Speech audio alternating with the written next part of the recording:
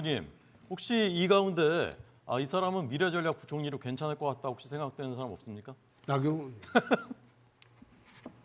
네. 제 대통령 하려고 그러는데 총리하라 그러시는데 조금 생각 좀 해보겠습니다. 네, 생각해 보신다고 합니다. 부터 시작하겠습니다. 이 후보님 시작해 주십시오. 예. 저출생 문제는 우리나라 근본을 흔드는 어떻게 하면 국가가 소멸될지도 모르는 문제입니다. 그래서 저는 경북도의사로서 24년 1월 달에 저출생과 전쟁을 선포했습니다. 그래서 윤 대통령이 6월 달에 그 국가 인구 비상사태를 선포하고 그러고 저출산 고령화위원회를 비상근 조직을 상근 조직으로 만들고 부총리를 격상하겠다. 그러면서 저출산 고령화위원회에서 우리 도에 공부하러 많이 왔었습니다. 제가 쏘아올린 풍선이 국가를 바꾸는 일에 일조를 했다고 생각합니다. 저출생 어떻게 해결할 거냐. 저들이 많은 난상 토론을 해왔는데 정말 구조적인 문제입니다. 대한민국이 70년대 때 6명씩 아기가 태어나서 어떻게 하면 아기를 적게 낳고 나라가 잘 살게 하느냐. 산하 제한을 92년도까지 했습니다. 그런데 83년도에 이미 저출산 위기로 들어갔는데 그때도 계속 산하 제한을 했습니다. 그래서 정책을 하는 분들이 이 통계를 잘 알아야 되겠다 이렇게 생각하는데 결국은 구조적인 문제를 해결해야 되는데 어떻게 하느냐. 지방시대를 열어야 됩니다.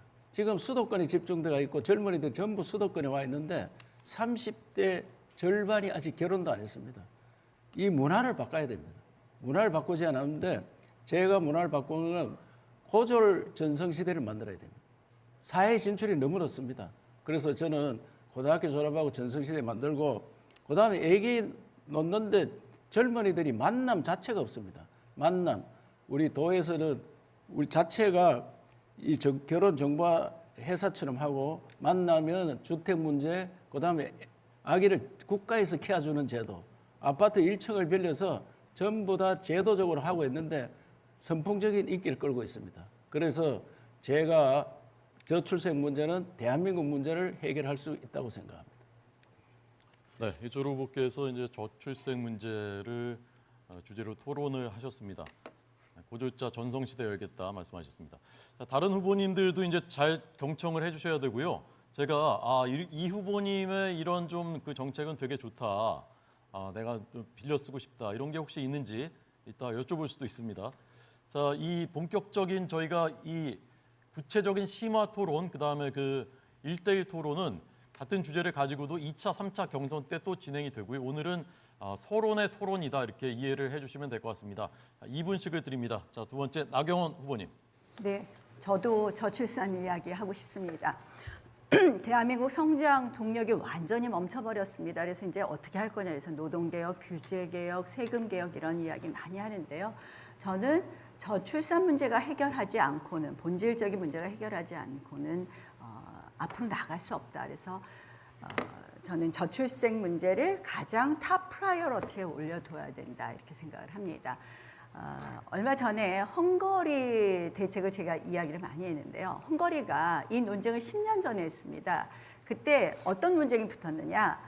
이 사람이 부족한 거를 이민자로 할 것이냐 아니면 헝거리 사람들을 키울 거냐 이런 논쟁이 붙었고 결국 이민자의 나라를 만들 것이냐 아니면 국민의 나라로 만들 것이냐를 논의했습니다. 저는 저희도 같은 그 논쟁에 바로 시작에 놓여 있다 이렇게 생각을 합니다. 그렇게 하기 위해서 이 저출산 문제를 해결하는 것은 토탈 전략이 필요합니다. 이 출생에 있어서 뭐 난임 지원부터 시작해서 일자리, 주거, 보육, 교육 뭐 쫙 있는데요. 토탈 전략이 필요한데 제가 하는 대표적인 정책, 신혼부부 둘이 와서 결혼하겠다 그러면 2억, 1% 20년 꿔주십시오. 아이들 낳을 때마다 원금과 이자 탕감합시다. 또 그것뿐만 아닙니다. 이 아이로 협약 112로 탈퇴해서 우리 가사보육도우미 간병인 99만 원 시대 만들어 봅시다. 정말 걱정 없도록 아이 키우는데 걱정 없도록 만들고요. 지방 시대를 열겠다는 거에 저도 동감합니다. 저는 K 리쇼어링 하겠습니다. AI는 바로 이런 때 쓰는 겁니다. AI 트랜스포메이션 해서 이 제조업 돌아오게 하는 거 도와주고요. 그리고 노동 유연성 또 이 일종의 그 노동자들에 있어서의 임금, 최저임금 차등화 반드시 만들어내야 합니다. 네, 나경원 후보였습니다. 가사도우미 간병인 99만 원 시대여겠다. 그다음에 2억 원을 어떻게 하자고 말씀하신 거죠? 그 1% 초저리 대출로 20년을 꿔주고요. 20년. 그리고 이 아이 하나 낳으면 원금 탕감, 이자 탕감, 그리고 둘 낳으면 원금 3분의 1씩 탕감해서 넷 낳으면 원금 전액 탕감인데요. 네, 네. 민주당이 얼마 전에 어설프게 따라했더라고요. 네, 알겠습니다. 제 정책이 좋긴 좋은가 봅니다. 제가 이해를 잘 못해가지고 추가 질문 드렸는데 결과적으로 20초를 더 드렸습니다. 다른 후보들께도 비슷하게 시간 드리겠습니다. 자, 세 번째 홍준표 후보님. 네, 저는 글로벌 경쟁력으로 하겠습니다. 우리나라 헌법의 기본 원칙이 자유주의적 경제 질서가 기본 원칙인데 여태 한 7, 8년 동안 경제 민주화가 기본 원칙이 되고 그게 부수적인 원칙처럼 운용이 되어 왔습니다. 그래서 홍준표가 대통령이 되면 자유와 창의 헌법 119조 1항의 원칙을 철저히 지키도록 하겠습니다. 두 번째, 기업에 대한 네거티브 규제 방식으로 규제를 전부 바꾸겠습니다. 절대적으로 할 수 없는 것만 규제하고 나머지는 전부 기업의 자율로 맡기겠습니다. 그렇게 해야지 신산업에 들어가는 규제가 없어집니다. 세 번째, 부총리급으로 미래전략원을 만들도록 하겠습니다. 정권이 5년마다 바뀌고 나라 경제가 장기적인 비전보다는 중장기적인 비전보다는 단기적인 정책에만 치중을 해서 부침이 심하기 때문에 나라가 계속성을 갖게 하기 위해서 부총리법 미래전략원을 만들도록 하겠습니다. 네 번째, 우리나라가 세계 1위의 그런 기술이 많습니다. 그래서 이걸 더욱 확대시키기 위해서 초격차 기술 주도형 산업을 집중 육성하도록 하겠습니다. 다섯 번째, 노동개혁을 철저히 하도록 하겠습니다. 강성노조가 지배하는 나라가 되면 다른 나라에서 우리나라에 투자를 하지 않습니다. 지난번에 테슬라가 우리나라에 온다고 했을 때 나는 절대 오지 않는다고 했습니다. 결국 인도네시아로 갔습니다. 해고의 유연성도 확보를 해야지 비정규직이 없어집니다. 네, 홍준표 후보였습니다. 글로벌 경쟁력을 주제로 토론하셨습니다. 미래 전략 부총리를 신설하겠다 말씀하셨는데 홍 후보님 혹시 이 가운데 이 사람은 미래 전략 부총리로 괜찮을 것 같다 혹시 생각되는 사람 없습니까? 나경원. 네. 제 대통령 하려고 그러는데 총리하라 그러시는데 조금 생각 좀 해보겠습니다. 네, 생각해 보신다고 합니다. 자, 이번에 네 번째 한동훈 후보님 이분 시작하겠습니다. 저도 글로벌 경쟁력을 택했습니다. 세계가 거꾸로 가는 것 같아요. 과거에는 자유방임처럼 신자유주의 그러면서 모든 게 기업들끼리 알아서 하고 그리고 그 나라의 국적이라든가 자본의 국적이 별로 중요하지 않은 시대가 오래 갈 것 같이 보였죠. 그런데 최근을 보면 최근 상황은 나라가 직접 예전에 우리 개도국 올라갈 때 아니면 중상주의 시대처럼 국가가 직접 나서서 경제를 관장하고 있습니다. 트럼프 대통령이 그러고 있고 관세 전쟁까지 일으키고 있고 중국은 말할 것도 없죠.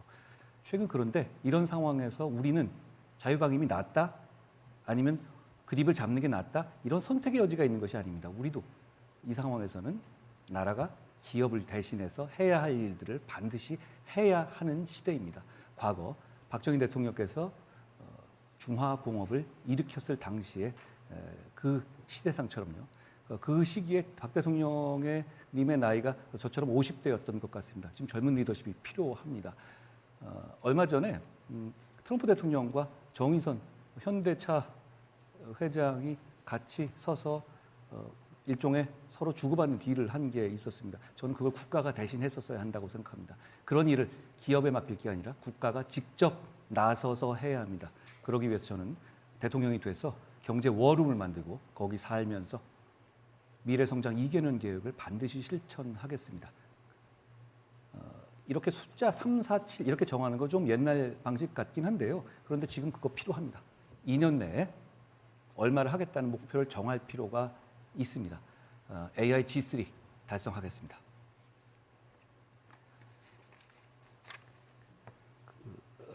70%의 중산층을 만들어 내겠습니다.